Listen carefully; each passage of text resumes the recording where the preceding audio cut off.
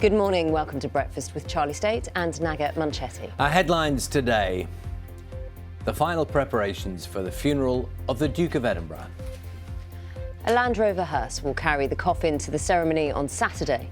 Princes William and Harry will be among those following, but they won't walk next to each other. Police in Chicago released footage of an officer shooting dead a 13-year-old in a dark alley. Lockdown restrictions eased in Scotland. From today, people can leave their local area and meet up in groups of up to 6 adults. And good morning from the Lake District. More of us are holidaying closer to home this year, and destinations like this are gearing up for the first weekend of the season. We could be set for an all-Premier League final in the Europa League as both Manchester United and Arsenal reach the last 4, with the Londoners dominating in Prague. Plus, it's 125 years since the National Trust bought their first property. This one, Alfriston Clergy House in East Sussex. I'll be taking a look around and also bringing the forecast. It's a cold start, but for most, it will be another dry day. Join us for it all here on Breakfast.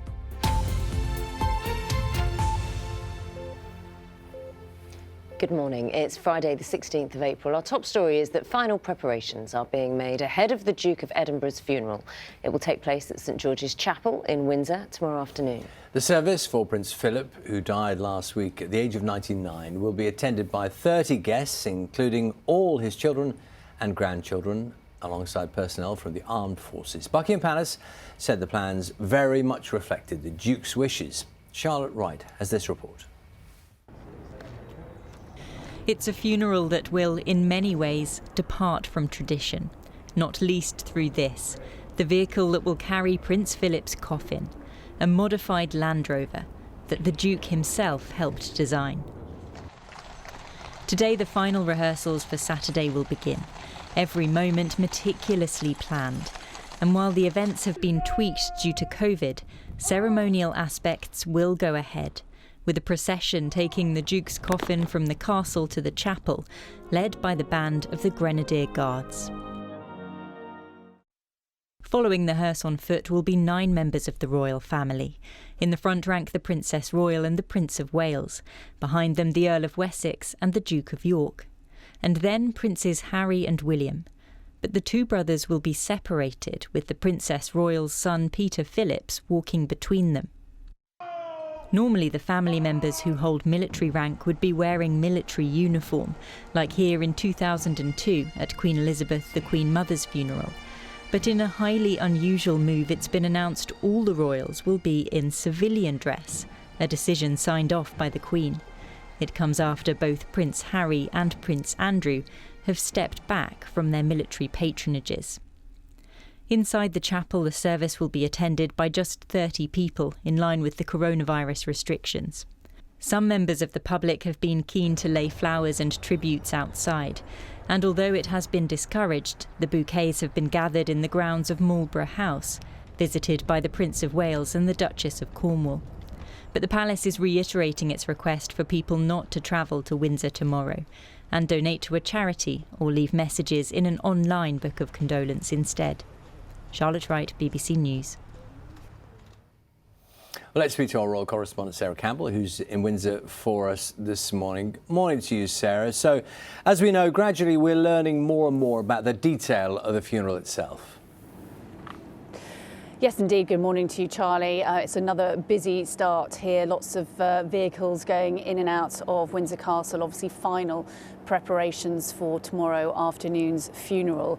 I think what we learned yesterday from the details, the specific details of how the day will play out, is really what a different royal funeral it will feel like. And that's partly because of the pandemic, the reduced numbers, but it's also because the Duke's personal imprint is very much on the service. I mean, you saw there the pictures of the modified Land Rover, which apparently he spent over 16 years sort of tweaking and getting it exactly how he wanted wanted it, so in military green colour, making sure that the stops were in exactly the right place so that the coffin didn't move around. So like I say, very much his idea. He will have chosen the music, the songs which will be sung by the choir, which reduced in number to just 4 members. And also I think a particularly nice aspect is that a bugler will play action stations. Now this is sounded on naval warships to signal that all hands must go to battle stations. This was very much at the request of Prince Philip and honours his active service with the Navy during the Second World War. So lots of touches from his perspective. We heard the details yesterday about the procession. So just before 3 o'clock, this procession will set off down towards St George's Chapel. The Duke's coffin will be followed by members of the royal family. And as you saw there from the procession layout, Prince William and Harry, who might have been expected to walk side by side, will instead be separated by Peter Phillips, who will be in the middle. And we did speak to a palace spokesman about it yesterday, and his comment on that was that they wouldn't say anything more than that this was a funeral and they won't be drawn into any perceptions of drama. The arrangements all according to Her Majesty's wishes. Sarah, thank you very much. Chicago police have released body camera footage which shows an officer shooting dead an unarmed 13-year-old boy in a dark alley. In the footage, Adam Toledo raises his hands in the air, but police video shows a handgun was found near the spot where he fell. As Mark LaBelle reports, it comes at a time of increased tension in the US over police killings. A Chicago police officer chases 13-year-old Adam Toledo down a dark alley before shooting him once in the chest. Shots fired, get an ambulance up here now. The boy's actions at that moment have become a source of contention. Initially, it was claimed he was holding a gun. But body cam footage appears to show no weapon is visible as he raises his hands.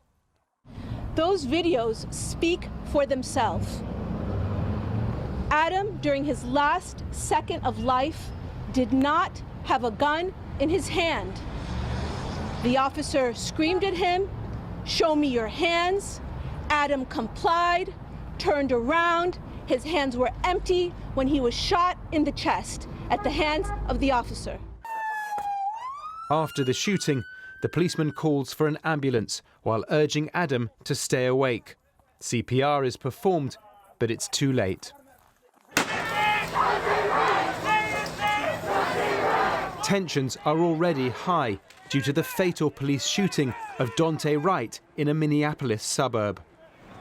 Add to that the ongoing trial in Minneapolis of Derek Chauvin, the police officer accused of killing George Floyd, who on Thursday was asked in court if he wants to take the stand. I will invoke my Fifth Amendment privilege today. The decision whether or not to testify, take this off, is entirely yours. Is this your decision not to testify? It is, Your Honor. All right. Following the release of these videos, shops were boarded up in Chicago, leaving America with even more uncomfortable questions to answer. Can the sons and daughters of slave catchers police the sons and daughters of slaves? And that's part of the problem, where you see the police in their DNA. There is the American history of white supremacy. Chicago's mayor condemned what she called her city's legacy of police violence and misconduct, leaving its residents, especially those who are black and brown, as she put it, in a constant state of fear and pain. Mark LaBelle, BBC News. In Scotland, more coronavirus restrictions have been eased 10 days earlier than planned. From today, 6 adults from as many as 6 different households can meet outdoors and can leave their local authority to do so. Nicola Sturgeon said good progress had been made in the vaccination rollout. The government has defended the Health Secretary Matt Hancock after it emerged a firm he has shares in won a contract with NHS Wales. Official records show the document shredding company was awarded the contract, which is worth £300,000 last month. Government spokesperson said Mr Hancock had followed the ministerial code and had no role in awarding the contracts. It comes as further links emerge between Westminster and Greensill Capital, the collapsed lender David Cameron lobbied for.